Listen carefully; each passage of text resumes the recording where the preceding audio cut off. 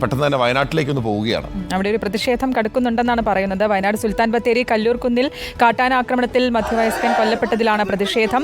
നാട്ടുകാർ ദേശീയപാത ഉപരോധിക്കുകയാണ്. ഞായറാഴ്ചയാണ് കല്ലൂർക്കുന്ന് മാറോട് സ്വദേശി രാജുവിനെ കാട്ടാന ആക്രമിച്ചത്. ഇന്നലെ ഉച്ചയോടെയാണ് രാജു മരിച്ചത്. മന്ത്രി ഒ ആർ കേളു സ്ഥലത്തെത്തി പ്രതിഷേധക്കാരുമായി സംസാരിച്ചു എന്നാണ് മനസ്സിലാക്കുന്നത്. ദീപക് മോഹൻ ചേരുന്നുണ്ട് വിശദാംശങ്ങൾ നൽകാൻ. ദീപക്, പ്രതിഷേധം കടുക്കുകയാണ്. മന്ത്രി ഒ ആർ കേളു അവിടെ എത്തി സംസാരിച്ചു കഴിഞ്ഞു. ശ്രുതി, അല്പം മുൻപാണ് മന്ത്രി ഒ ആർ കേളു ഇങ്ങോട്ട് എത്തിയത്. ഇവിടെ ഇപ്പോൾ ദേശീയപാത ഉപരോധിച്ചുകൊണ്ട് തന്നെയാണ് മുൻപോട്ട് പോകുന്നത്. രാജുവിന്റെ മൃതദേഹവുമായി എത്തിയ വാഹനം ആംബുലൻസ് ഇപ്പോൾ നാട്ടുകാർ തടഞ്ഞു. നേരത്തെ മണിക്കൂറുകളോളമായി ഈ റോഡിൽ വാഹനങ്ങളെല്ലാം കുടുങ്ങിക്കിടക്കുകയാണ്. നാട്ടുകാർ പറയുന്ന ഒരു ആവശ്യം എന്ന് പറയുന്നത് രാജുവിന്റെ കുടുംബത്തിന് 50 ലക്ഷം രൂപ നഷ്ടപരിഹാരം നൽകുക, സ്ഥിരമായി ഒരു ആശ്രിത നിയമനം നൽകുക, അതോടൊപ്പം ഈ ജനവാസ മേഖലകളിൽ ഇറങ്ങുന്ന കാട്ടാനകൾ പോലുള്ള വന്യജീവികളെ തടയാനുള്ള പ്രതിരോധിക്കാനുള്ള കൃത്യമായ കാര്യക്ഷമമായ നടപടികൾ ഏർപ്പെടുത്തുക എന്നുള്ളതാണ്. തുടർന്നാണ് ഇന്ന് രാവിലെ മുതൽ ഈ പ്രദേശവാസികൾ, നാട്ടുകാർ നിരവധി പേർ ചേർന്ന ഈ ദേശീയപാത 766 റോഡ് ഉപരോധിച്ചത്. ഇപ്പോഴും ഉപരോധം നടന്നുകൊണ്ടിരിക്കുകയാണ്. അതിനിടയിലാണ് കോഴിക്കോട് നിന്ന് പോസ്റ്റ്മോർട്ടം നടപടികൾ പൂർത്തിയാക്കി സുൽത്താൻ ബത്തേരി കല്ലൂർക്കുന്നിലേക്ക് എത്തിയത്. ഈ കല്ലൂർക്കുന്നിൽ മാറോടേക്ക് പോകുന്ന ഈ ഭാഗത്ത് വെച്ചാണ് ഇപ്പോൾ വാഹനം ആംബുലൻസ് മൃതദേഹവുമായി എത്തിയ ആംബുലൻസ് ഇപ്പോൾ നാട്ടുകാർ തടഞ്ഞിട്ടുള്ളത്. അല്പം മുൻപാണ് പട്ടികജാതി പട്ടികവർഗ വകുപ്പ് മന്ത്രി ഒ ആർ കേളു ഇവിടെ എത്തുകയും സർവകക്ഷി യോഗം ചേർന്നതിന് ശേഷം കൂടുതൽ തീരുമാനങ്ങൾ ഉണ്ടാകുമെന്നും അറിയിച്ചത്.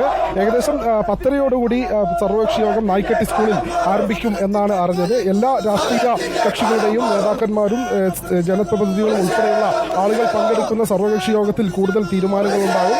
ഈ ഭാഗത്തെ ഗതാഗത ജനവാസ മേഖലകളിലേക്ക് കാട്ടാനകൾ ഇറങ്ങുന്നത് തടയാനുള്ള കാര്യക്ഷമമായ നടപടികൾ ഉൾപ്പെടെ ഉണ്ടാകുമെന്നാണ് അറിയുന്നത്. പക്ഷേ നാട്ടുകാരുടെ വലിയ ഒരു ആവശ്യമെന്ന് പറയുന്നത് 50 ലക്ഷം രൂപ എങ്കിലും ഈ രാജുവിന്റെ കുടുംബത്തിന് നഷ്ടപരിഹാരമായി നൽകണമെന്നാണ്.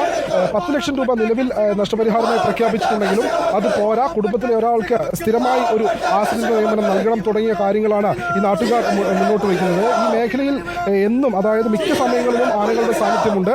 രാത്രി സ്ഥിരമായി കൃഷിയിടത്തിലെത്തുന്ന 3 കാട്ടാനകളിൽപ്പെട്ട ആനയാണ് ഇത്തരത്തിൽ ഭീഷണി ഉയർത്തുന്നത് എന്നും പ്രദേശവാസികൾ പറയുന്നുണ്ട്. ഇതിനെല്ലാം ഒരു പരിഹാരം കാണണം, ഇല്ലാതെ മൃതദേഹം ഇവിടെ നിന്ന് കൊണ്ടുപോകാൻ സമ്മതിക്കില്ല എന്നാണ് നാട്ടുകാർ പറയുന്നത്. ശ്രുതി, ദീപക്, വളരെ പ്രധാനപ്പെട്ട സാഹചര്യമാണ്. മന്ത്രി ഇപ്പോൾ അവിടെ തന്നെ ഉണ്ടോ? ദീപക്, സമാന്തരമായ ചർച്ചകളുണ്ടോ?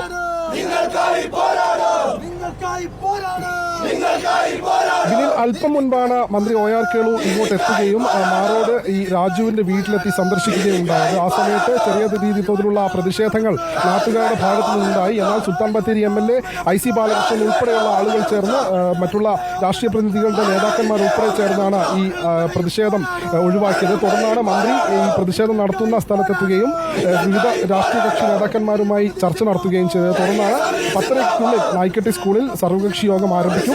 കൂടുതൽ തീരുമാനങ്ങൾ അതിലുണ്ടാകും എന്നുള്ള ഉറപ്പ് നൽകിയതിനു ശേഷമാണ് മന്ത്രി ഇപ്പോൾ ഇവിടെ നിന്ന് പോയത്. ഏതായാലും മന്ത്രി ഇവിടെ തന്നെയുണ്ട്.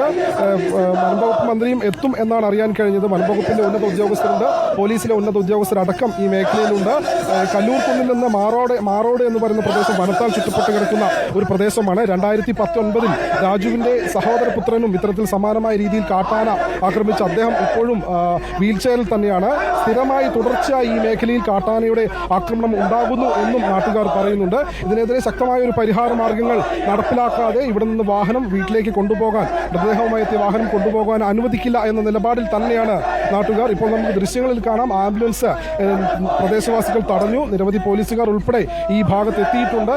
ഇവിടെ നിന്ന് വീട്ടിലേക്ക് കൊണ്ടുപോകാനുള്ള ശ്രമങ്ങളാണ് ഇപ്പോൾ തടഞ്ഞു വെച്ചിരിക്കുന്നത്. ഈ സർവകക്ഷി യോഗത്തിൽ ഉണ്ടാകുന്ന തീരുമാനങ്ങളെ തുടർന്നായിരിക്കും ഇനി മൃതദേഹം വീട്ടിലേക്ക് കൊണ്ടുപോകാൻ അനുവദിക്കുക എന്നുള്ള രീതിയിലാണ് പ്രദേശവാസികളുടെ നിലപാട്. ബിനിൽ, രാജുവിന്റെ മൃതദേഹം വഹിച്ചുകൊണ്ടുള്ള വാഹനം തടഞ്ഞുള്ള പ്രതിഷേധമാണ് ഇപ്പോൾ നടക്കുന്നത്.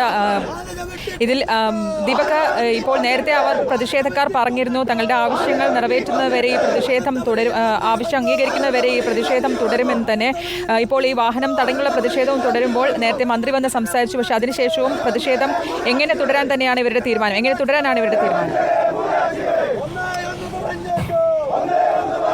ശ്രുതി, വയനാട്ടിലെ ജനങ്ങളെ സംബന്ധിച്ചിടത്തോളം വയനാട്ടിലെ മിക്ക ഗ്രാമങ്ങളും വനഗ്രാമങ്ങളാണ്. ഗ്രാമത്തിലോ വനത്തിലോ ഉള്ളിലൂടെയോ അല്ലെങ്കിൽ വനാതിർത്തിയോടോ കൂടിയുള്ള സ്ഥലങ്ങളിലേക്കാണ് വയനാട്ടിലെ മിക്ക ഗ്രാമങ്ങളും ഉള്ളത്. അതുകൊണ്ട് തന്നെ മുൻപെങ്ങും ഇല്ലാത്ത വിധം ഇപ്പോൾ വന്യജീവി പ്രശ്നം വലിയ രൂക്ഷമാണ്. കഴിഞ്ഞ ഫെബ്രുവരിയിലും ഡിസംബറിലുമെല്ലാം നിരവധി ആളുകൾ കാട്ടാനയുടെ ആക്രമണത്തിലടക്കം ജീവൻ പൊലിഞ്ഞിരുന്നു. ഇത് തുടർക്കഥയാകുന്നതിനിടയിലാണ് ഈ കഴിഞ്ഞ ഞായറാഴ്ച ഈ മാറോട് എന്ന പ്രദേശത്ത് വെച്ച് വൈകിട്ടോടുകൂടി വീട്ടിലേക്ക് ജോലി കഴിഞ്ഞ് മടങ്ങുകയായിരുന്ന രാജുവിനെ കാട്ടാന ഓടിയെടുത്ത് പാഞ്ഞെടുത്ത് ആക്രമിക്കുന്നത്. കാട്ടാന കൊമ്പുകൊണ്ട് നിരവധി തവണ രാജുവിൻ്റെ ശരീരത്തിൽ കുത്തിയ പാടുകൾ ഉണ്ടായിരുന്നു എന്നാണ് നേരത്തെ നമ്മളോട് ഇന്നലെ ആശുപത്രിയിലെത്തിയ IC ബാലകൃഷ്ണൻ MLA ഉൾപ്പെടെയുള്ളവർ പറഞ്ഞത്. അതുകൊണ്ട് തന്നെ ഇത്തരത്തിൽ ജനവാസ മേഖലകളിൽ ഇറങ്ങുന്ന കാട്ടാനകളോ അല്ലെങ്കിൽ അങ്ങനെയുള്ള വന്യജീവികളെയോ ഇവിടെ നിന്ന് ഒഴിവാക്കാനുള്ള ശ്രമങ്ങൾ നടപടികൾ കൈക്കൊള്ളുക.